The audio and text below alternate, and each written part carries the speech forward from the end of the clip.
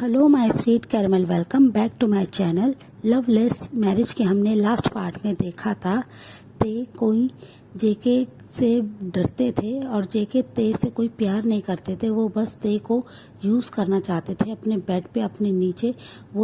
बस वो ते के लिए लस्ट फील करते थे। सो फ्रेंड, अब हम आगे की स्टोरी देखते हैं। जेके अपने रूम में होते हैं, वो अपनी बालकनी में आ जाते हैं। उन्होंने बाथरोब को ही पहन रखा था।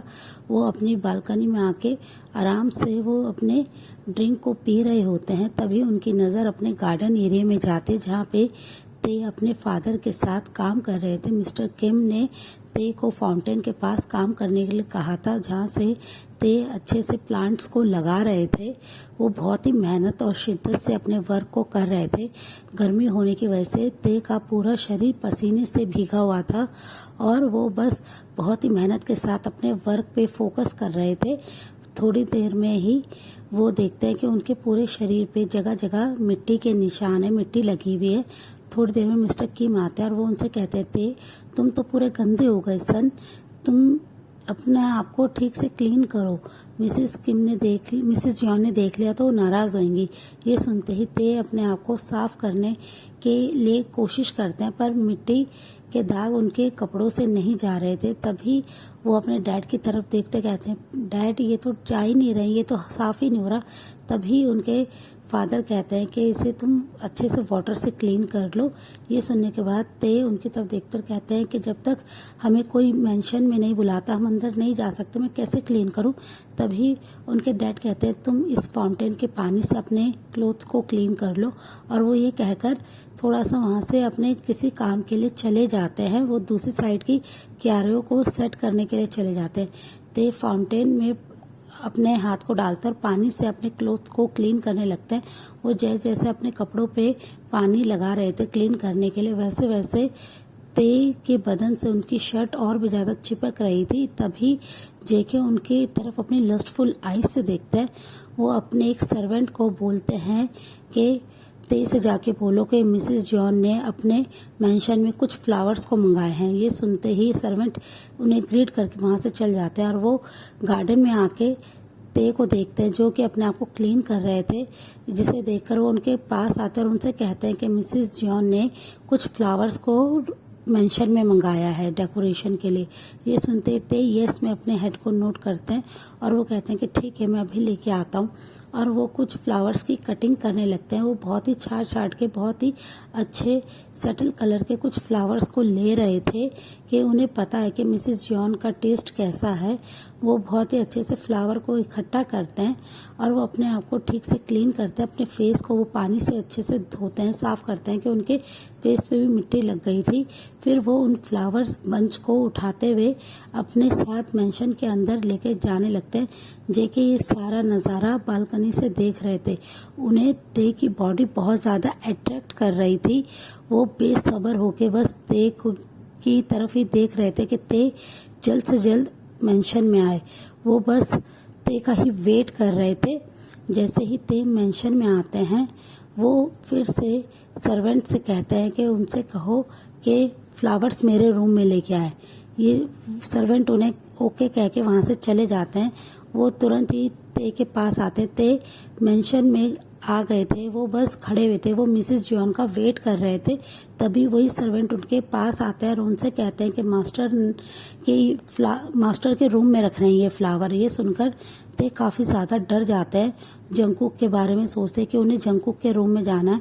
वो तुरंत ही उनसे कहते हैं कि पर मुझे तो मिसेस जॉन ने मेंशन में बुलाया था, मैं उनके रूम में क्यों जाऊं। तभी वो बोलते हैं कि मुझे नहीं पता, मैम का ऑर्डर है, मैम ने कहा है कि तुम फ्लावर लेके मास्टर के रूम में जाओ। वो बहुत ज़्यादा घबराए हुए थे। तभी वो उनसे पूछते अपनी घबराई हुई आवाज़ में, क्या क्या मिस्टर जॉन रूम में हैं। तभी वो सर्वेंट उनकी तरफ देखते हुए बस ना में अपने सर को हिला देते हैं, क्योंकि ये सारी बातें जेके ने उन्हें कहने के लिए कही थी। ते आप थोड़ा सा ठीक से ब्रीथ लेते हैं। उनकी ब्रीथ बिल्कुल रुक गई थी। ये सुनते ही वो अब नॉर्मल होते हैं, काम होता है और वो अपने बहुत ही कांपते हुए पैरों के साथ ऊपर मिस्टर जॉन के रूम की तरफ जाने लगते हैं। वो जेके के रूम की तरफ जाते हैं। वो जैसे ही डोर पे अपने हाथ को रखते हैं, वो जैसे ही पुश करते हैं डोर खुल जाता है, क्योंकि डोर लॉक नहीं था। वो जल्दी से रूम में आ जाता है और वो रूम को अच्छे से देखने लगता है चारों तरफ से कि कहीं कोई है तो नहीं। वो बस जल्दी से रूम में एंटर करते हैं और साइड में जो कॉफ़ी टेबल होता है उस पे ही फ्लावर्स को रख के वो जैसे ही जाने लगते हैं, जेके तुरंत ही उनके हाथ को पकड़ते हैं और उन्हें अपनी तरफ खींच लेते हैं। सडनली ऐसे टच से ते की पूरी बॉडी फ्लिंच हो जाती है और वो बहुत ज़्यादा डर जाते हैं। वो एकदम से अपने सामने जेके को देखते हैं, जो कि अपनी एक बिग सी स्माइल के साथ उनकी तरफ देख रहे थे। ते उनकी तरफ अपनी बिग आइज करके देख रहे थे कि मिस्टर जॉन ये सब क्या कर रहे हैं, उन्होंने उन्हें इस तरीके से क्यों पकड़ा। वो अपने सामने जब जंकुक को देखते हैं कि जैसे ते सांस लेना ही भूल गए हों, वो बहुत ज़्यादा डर गए होते हैं। उन डर की वजह से उनका पूरा चेहरा एकदम से लाल हो गया होता है और जेके इस सारी चीज़ों को बहुत ज़्यादा इंजॉय कर रहे थे कि ते उनसे इतने ज़्यादा डरते हैं। वो बस ते की तरफ देख रहे। ते का जैसे ही ध्यान मिस्टर जॉन के बॉडी पे जाता है, वो बस अपनी आइज को क्लोज कर लेते हैं, क्योंकि अभी जंकुक ने बाथरोब के अलावा कुछ नहीं पहन रखा था और बाथरोब काफ़ी ज़्यादा डीप नेक का था, जिससे उनकी चेस्ट शो हो रही थी। ते बहुत ज़्यादा अभी डरे हुए थे। जेके तुरंत ही जब देखते हैं कि ते ने अपनी आइज को क्लोज कर रखा है, ये देखते ही जेके के फेस पे एक स्माइल आ जाती है और वो तुरंत ही ते के दोनों हाथों को पकड़ लेते हैं, जिससे ते बहुत ज़्यादा घबरा जाते हैं और वो जंकू की तरफ देखने लगते हैं और अपनी कांपती आवाज़ में बोलते हैं कि मास्टर आप ये क्या कर रहे हैं। पर जेके जैसे उनकी कोई बात नहीं सुनते हैं और अपने दूसरे हाथ से ते की कमर को पकड़ लेते हैं। ते अपने दोनों हाथों से जेके के शोल्डर पे रखते हैं और उन्हें पीछे की तरफ पुश करने लगते हैं। जेके तुरंत ही उन्हें वॉल के साथ पिन कर देते हैं और उनके हाथों को उनके सर के ऊपर कैच कर लेते हैं, ग्रिप कर लेते हैं। ते अब बहुत ज़्यादा छटपटाने लगे थे। जेके ने अपने एक हाथ से ही ते के दोनों हाथों को पकड़ रखा था, उनके हेड के ऊपर पिन कर रखा था, जिससे अब ते बहुत ज़्यादा नर्वस हो रहे थे। जेके की बिग बॉडी के सामने ते की स्मॉल बॉडी कुछ भी वर्क नहीं कर पा रही थी। जेके उन्हें और भी ज़्यादा वॉल के साथ अपनी बॉडी से प्रेस कर रहे थे, जिससे ते बहुत ज़्यादा डर रहे थे और वो अपनी डरती आवाज़ में जेके को रुकने के लिए कह रहे थे। पर जेके जैसे इसी मौके की तलाश में थे, वो अपने दूसरे हाथ से ते के ब्यूटीफुल फेस पे अपनी फिंगर को सहलाते हैं और सहलाते हुए उनके नेक पे आते हैं। नेक से वो उनकी चेस्ट लाइन पे आते हैं और वहाँ पे अपनी फिंगर को फहरा रहे थे, जिससे ते की पूरी बॉडी कांपने लगती है। वो बहुत ज़्यादा डर जाते हैं और वो उनकी आंखें एकदम आंसू से फिल हो जाती है कि जंकुक ये सब क्या कर रहे हैं उनके साथ। जेके उनकी तरफ देखते हुए स्माइल करते और कहते हैं कि तुम बहुत ज़्यादा ब्यूटीफुल हो।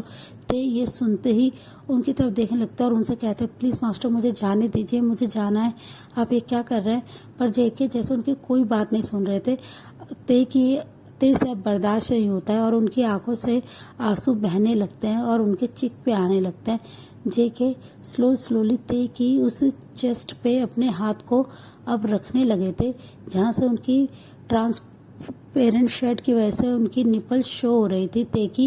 ते बहुत ज़्यादा डर रहे थे। जेके उनसे कहते हैं बे बॉय तुम कितने ज़्यादा सेक्सी लग रहे हो, मैं तुम्हें बता नहीं सकता हूँ। मैं चाहता हूँ तुम जैसे ब्यूटी बस मेरे बेड पे रहे, मुझे खुश फील कराए। ये सुनते ही ते बहुत ज़्यादा डरने लगते हैं और उनसे कहते हैं मुझे छोड़िए, मुझे जाना है, आप ये सब मेरे साथ नहीं कर सकता, आपको ये नहीं करना चाहिए, आप छोड़िए मुझे। ते बहुत ज़्यादा पैनिक करने लगे थे। तभी जेके उनकी चेस्ट पे अपने हैंड को लेके जाते हैं और बहुत ही ज़ोर से उनकी निपल को प्रेस करते हैं, जिससे ते बहुत ज़्यादा डर जाते हैं और वो बस अपनी बिग आइज करके जेके की तरफ देख रहे थे। जेके की फेस पे एक बिग सी स्माइल थी, बनी स्माइल। ते बस रो रहे थे और जेके कंटिन्यूसली उनकी निपल को अपने फिंगर के बीच में लेके मसल रहे थे, बहुत ही ज़्यादा रफली उन्हें प्रेस कर रहे थे, दबा रहे थे। ते अब बहुत ज़्यादा डर रहे थे और उनके लिप्स पूरे कांप रहे थे। वो बार बार जेके को रुकने के लिए कह रहे थे। जेके उनसे कहते तुम्हें जब सोचना चाहिए जब तुम मुझे सेड्यूस कर रहे थे। ये सुनते ही ते बहुत ज़्यादा कंफ्यूज होते हैं कि उन्हें कब सेड्यूस करा। जेके की तरफ वो कंफ्यूज होके देखते हुए कहते हैं कि मैंने आपको कब से डिस करा, मैं तो आपसे हमेशा दूर रहता हूँ। तभी जेके कहते हैं ये जो तुम अभी गार्डन में अपने आप को क्लीन करने के बहाने तुमने जो अपनी शर्ट को गीला करा, मुझे सब पता है, ये सब तुम मेरे लिए कर रहे थे। ये सुनते ही ते बहुत ज़्यादा कंफ्यूज होते, कहते नहीं नहीं मास्टर, मैंने ऐसा कुछ नहीं करा है, मैंने आपके लिए ऐसा कुछ नहीं करा, वो मेरे कपड़ों पे मिट्टी लग गई थी इसलिए मैंने ये सब करा है। तभी ते के होठों पे जेके अपने फिंगर को रख देता और कहते हैं बेबी बॉय, अब तुम कुछ बात नहीं करोगे और तुम इतना ज़्यादा पैनिक क्यों कर रहे हो, तुम्हारे सामने कोई और नहीं, तुम्हारे डैडी ही तो है। ये कहकर वो उनकी बॉडी को अपनी बॉडी से और भी ज़्यादा प्रेस करने लगता है। अब ते के लिए बहुत ज़्यादा मुश्किल हो रही थी, वो बहुत ही ज़्यादा अब डर रहे थे। जेके तुरंत ही उनकी जॉ लाइन को पकड़ते हैं अपने हाथ से और उनके रेड लिप्स को अपने लिप्स से जोड़ लेते हैं और उन्हें बहुत ज़्यादा हंग्रीली किस करने लगते हैं। ते बहुत ज़्यादा डर जाते हैं, वो बहुत ज़्यादा कोशिश करते हैं अपने आप को उनसे दूर करने की, पर बिल्कुल भी जेके ने स्पेस नहीं छोड़ा था और उन्हें बहुत ही ज़्यादा टाइटली अपनी बॉडी से उन्हें प्रेस कर रखा था। ते का ये फर्स्ट किस था जो कि जेके ने फोर्सफुली उनसे छीन लिया था। ते बस रोए जा रहे थे और जेके बहुत ही रफली उनके होठों पे बाइट कर रहे थे, उन्हें किस कर रहे थे। उन्हें बहुत ज़्यादा जैसे मज़ा आ रहा हो, वो ते के स्वीट लिप्स का टेस्ट ले रहे थे। उन्हें बहुत ज़्यादा अच्छा लग रहा था कि ते के लिप्स से सिर्फ और सिर्फ हनी का ही टेस्ट आ रहा था जेके को। वो इतने ज़्यादा किस में मेल्ट होते जा रहे थे और स्ट्रॉन्ग कर रहे थे। ते अपने माउथ को ओपन करने के लिए बिल्कुल भी रेडी नहीं थे। जेके जोर से ते के लिप्स पे बाइट करते हैं, जिससे पेन की वजह से ते अपने माउथ को ओपन कर लेते हैं और जेके तुरंत ही अपनी टंग को ते के माउथ में स्लाइड कर देते हैं और बहुत ही ज़्यादा उनके साथ टंग फाइट करने लगते हैं, बहुत ही डीपली किस करने लगते हैं। ते अपनी बॉडी को बहुत ज़्यादा मूव कर रहे थे, जिससे जेके के नीचे पार्ट में अब प्रॉब्लम क्रिएट होने लगी थी। ते बहुत ज़्यादा छटपटा रहे थे, जेके बिल्कुल भी ते को नहीं छोड़ रहे थे। तभी उनके डोर पे किसी की नॉक की आवाज़ होती है, जिससे तुरंत ही जेके का ध्यान हटता है और वो ते से थोड़ा सा पीछे होते हैं। जैसे ही ते अपने हैंड पे एक लूज ग्रिप फील करते हैं, वो तुरंत ही जेके से अपने हैंड को फ्री करते हैं और उन्हें पीछे की तरफ जोर से पुश कर देते हैं और वो जल्दी से डोर की तरफ जाते हुए डोर को ओपन करके बाहर जैसे डोर को खोलते हैं, वो देखते हैं कि सामने जिन है। जिन के हाथ में ऑलरेडी कॉफी है। वो ते को देख के इस कंडीशन में कि ते बहुत ज़्यादा डरे हुए, जिन समझ जाते हैं कि जेके ने ज़रूर ते के साथ कुछ करने की कोशिश करी है। ते बहुत ज़्यादा डरे हुए थे और रो रहे थे और वो बहुत ज़्यादा मैस हो रखे थे और उनके लिप्स से ब्लड भी आ रहा था, जिसे जिन अच्छे से नोटिस कर रहे थे। वो ते के कहते हैं ते तुम ठीक तो ना। ते बहुत ज़्यादा घबराए हुए थे और वो कहते हैं हाँ हियोंग मैं ठीक हूँ, और वो ये कहते हुए जल्दी से वहाँ से भाग जाते हैं। जिन रूम में एंटर करते हैं तो वो देखते हैं कि जेके बहुत ही प्राउडली स्माइल कर रहे हैं और वो अपने बेड पे बैठे हुए हैं।